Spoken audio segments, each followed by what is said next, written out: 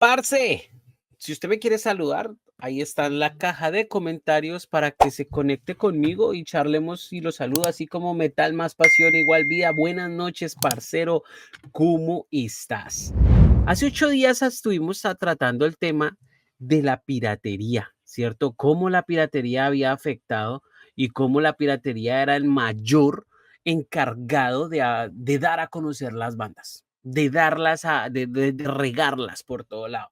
Y como hoy en día la piratería ya no funciona de ninguna manera, ya no es necesario piratear absolutamente nada porque la música ya está controlada para aquellos que, que controlan ya las plataformas y demás. Hablamos un poco sobre el formato físico y cómo el formato físico fue ese precursor que hizo y que permitió que muchos artistas se convirtieran en lo que son hoy en día las leyendas. Y llegamos a hablar también del Internet y nos dimos cuenta cómo el Internet ya está gobernado por empresas que quitan y ponen y suben y ponen en tendencia artistas a los cuales se les invierte un gran capital para que usted y yo terminemos tarareando una canción que hasta ni nos gusta. Pero hoy vamos a hablar de algo que me pareció muy exquisito. Estuve investigando y me apareció una entrevista una entrevista no, un video en donde se habló de Barbie Kernes de Ursun y este man me abrió una posibilidad que yo no había contemplado, que ya había entendido de otras maneras, pero nunca lo había visto desde ese punto de vista. Hoy vamos a hablar de la magia en la música y cómo esto se presenta en una cantidad de elementos musicales y no solamente en el metal, no solamente en el rock, en muchísimos géneros musicales se habla de magia, en el punk, inclusive hay artistas que hacen géneros electrónicos que traen magia y son hechizos y cosas así por todo el estilo que hacen y lo montan a usted en un viaje de este tipo de cosas. Hay mujeres solistas que hoy en día son consideradas brujas que hacen música y es una música muy poco conocida, es como el underground del underground de otros géneros musicales. Pero la entrevista que les quiero contar es porque cuando hablaban de Barbie Vikernes, el man decía que para él Burzum era como un hechizo musical, ¿cierto? Pues, obviamente, hay una cantidad de cosas que están ahí alrededor, que los juegos de rol, que la forma de entender el mundo del man, las ganas de insultar a la gente y decirle a la gente: "Mire, esta vaina no está bien, se ha perdido el instinto, se ha perdido el terror, se han perdido una cantidad de cosas, y por esta razón creo yo que no se puede hacer", ¿sí? Entonces, obviamente, esto tiene mucho que ver. Y además la invitada que tenemos hoy, pues es una invitada que nos hablará de la magia de ella y de lo que ella vive y de lo que ella siente a través de esto. Resulta que por allá en la Edad Media, sí, existían las brujas y los brujos, parce. Y esta gente tenía un conocimiento muy tenaz. Bueno, en la Edad Media lo traigo como para citarlo porque es la edad en la que más se tienen registros, ciertos registros históricos, registros que la iglesia obviamente se cargó al payaso y desaparecieron todas estas cosas. Todo lo que se oyó en la alquimia, todo lo que se vivió en el pasado, la iglesia se encargó de enterrarlo, desaparecerlo y hacer una cantidad de cosas que no permitieron que hoy en día de pronto sea una información general para todos nosotros. En esta Edad Media, que es donde están como los datos más importantes, si usted comienza a ver, muchas de las personas que tienen algún tipo de prácticas con la magia tienen una gran relación con los textos antiguos. Muchos de los textos modernos son vistos distintos, no los ven con la misma confianza, no los ven con la misma temática, por decirlo así. Si ustedes se ponen a ver, los textos que más se utilizan para la magia son textos de muchísimos años, ¿sí? No es como yo me he puesto a investigar sobre este tema y no es como que ahorita hayan brujos que tengan propuestas o brujas que tengan propuestas modernas de la brujería, que es lo que está pasando ahorita con el feminismo, pero no quiero entrar a tocar eso porque eso es harina de otro costal y a la hora de analizarlo sería obviamente muy interesante porque están ocurriendo cosas muy bacanas. Hay algo que son las Wiccas, que son como un club así también de viejas que están analizando todos los textos antiguos, pero todo el mundo se está devolviendo en el tiempo para poder analizar esto. Resulta que la magia se implanta en la música Y hay muchas bandas a nivel Latinoamérica y a nivel internacional que creen ciegamente en este tipo de rituales místicos y en este tipo de tradiciones antiguas implementadas a la música. Y también se genera una relación con respecto a las afinaciones, los acordes, las armonías y todo lo que tiene que ver a la hora de contemplar una música, de contemplar algo. De hecho, hay algo que dicen muchas personas que son muy fanáticas de la música, que la música ha sido diseñada para elevar el espíritu, para poder tener una revolución personal a nivel espiritual a través de la música.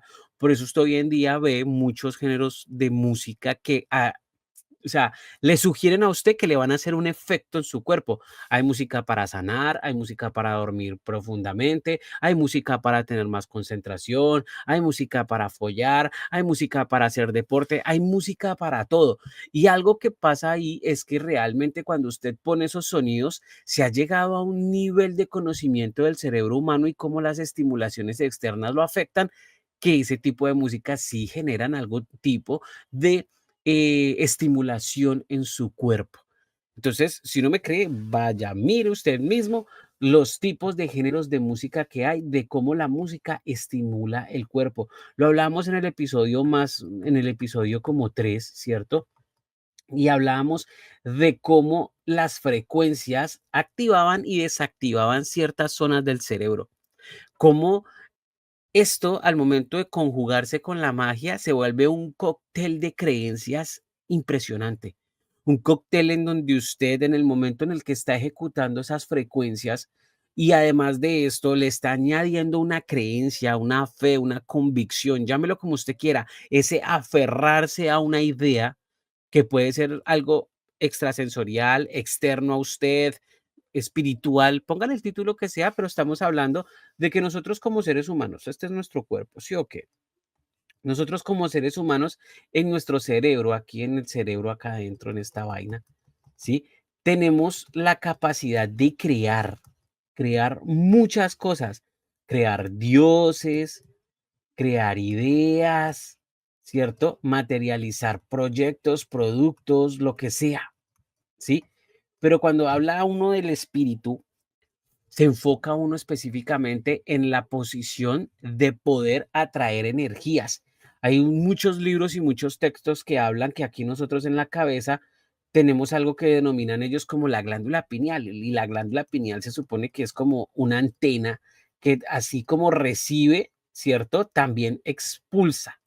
Entonces, son como cosas que tienen que ver en la relación con la música, pero resulta que esto se configura de una forma muy interesante con las vibraciones de las personas, con las vibraciones de la música en las personas, perdón. Y esto es algo que me llamó mucho la atención.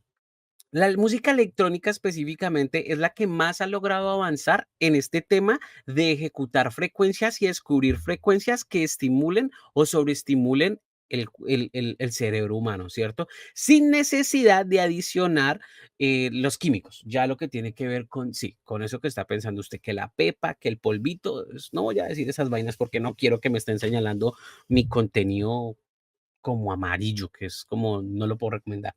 Entonces, resulta que hay géneros musicales que sobreestimulan tanto el cerebro que estas personas no necesitan de algo externo, ¿cierto? De algún químico. Y eso es supremamente interesante. Pero el problema es que cuando entran todos esos químicos, el químico facilita, ¿cierto? O más bien traza un camino directo, ¿sí? A descubrir y generar esa cohesión entre la música y las frecuencias y el cerebro humano.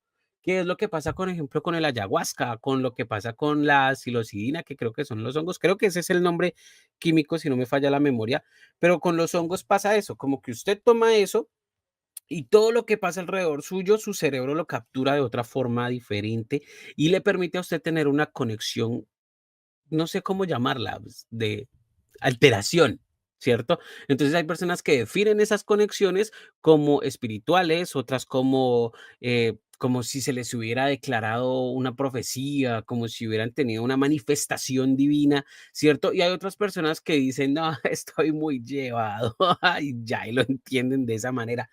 Pero cada quien interpreta eso como se le da la gana. Pero resulta que ahí sí existen sonidos específicos que le generan y le estimulan a usted una parte específica del cerebro. Los restaurantes más finos del mundo tienen una música específica para que a usted le den ganas de comer. Entonces, sí se ha instaurado, sí se ha desarrollado tanto la música que sí tiene efectos en usted, como la música, así como dice una amiga que tengo que dice, esto es música de bar, de, perdón, de almacén costoso, porque esa música le permite a usted sentirse en un espacio agradable y hay iluminación, la posición en la que ponen las cosas. Usted se siente ahí agradable y tiene ganas de comprar. Todo eso tiene efecto en usted. Pero hay muchas personas que no se dan cuenta de eso porque dicen, yo soy totalmente escéptico. No creo en nada de esto, esto no pasa. Y no hay que creer en la magia para darnos cuenta que nosotros tenemos en nuestro cerebro una cantidad de cosas que nos pueden hackear, que nos pueden programar para hacer, vivir y pensar una cantidad de cosas. Y aquí es donde viene la magia. Muchas personas saben y conocen que hay métodos de conectar con esa parte espiritual, si usted cree en ella, ¿cierto? Está como esa magia que les digo, como esa programación desde el cerebro, desde el comportamiento del cerebro, ¿cierto? Y está la programación individual, que es esa programación en donde usted coge y se transforma en lo que usted quiere ser. Es como si usted hiciera un personaje de sí mismo. Entonces, suponga usted que usted dice, bueno, cuando escucho metal, me convierto en una persona muy dura, muy fría, muy fuerte y demás. Pero cuando no escucho metal, soy como muy noble o algo así. Hay personas que tienen ese tipo de desarrollos mentales y se inventan un personaje. Entonces, un tiempo es una bruja y después se baja y es una mamá, ¿cierto? Después vuelve a ser bruja y se baja y es una estudiante y así sucesivamente. Y no está mal, no lo estoy diciendo desde el aspecto de crítica, sino que se desarrolla desde el aspecto de la creencia, de lo que usted tiene marcado como convicción. Hay personas que son brujos todo el tiempo y a donde vayan siguen siendo brujos, nunca salen del personaje.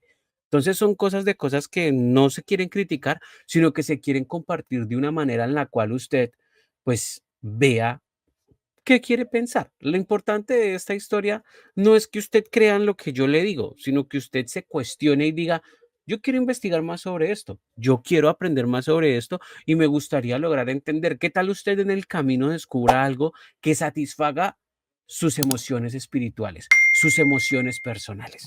Piense en eso, porque dentro de 8 días voy a entrar bien de frente a todo esto y lo voy a desarrollar muchísimo más detalladamente.